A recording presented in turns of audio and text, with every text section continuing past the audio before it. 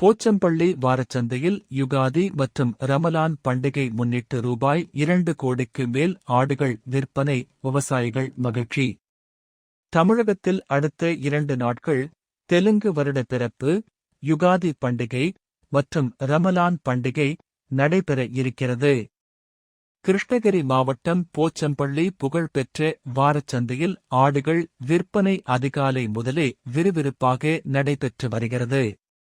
போச்சம்பள்ளி சுற்று வட்டார கிராமங்களைச் சேர்ந்த விவசாயிகள் தாங்கள் வளர்த்து வந்த வெள்ளாடு மற்றும் செம்மறியாடுகளை விற்பனைக்காக கொண்டு வந்திருந்தனர்.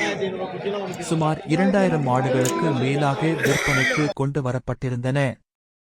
இந்த ஆடுகளை வாங்க கர்நாடகா மாநிலம் பெங்களூரு, கோலார், KGF, பங்காருப்பேட்டை, ஆந்திர மாநிலம் குப்பம், தமிழகத்தில் உள்ள கிருஷ்ணகிரி, தர்மபுரி, திருவண்ணாமலை, திருப்பத்தூர், வாணியம்பாடி, வேலூர், சேலம், ஈரோடு, நாமக்கல், கடலூர், விழுப்புரம் போன்ற பல்வேறு மாவட்டங்களில் இருந்து வியாபாரிகளும் இஸ்லாமிய மக்களும் குவிந்துள்ளனர்.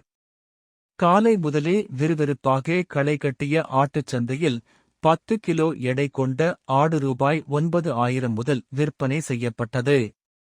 எடைக்கு ஏற்ப ரூபாய் 20,000 வரை ஆடுகள் விற்பனையாகின.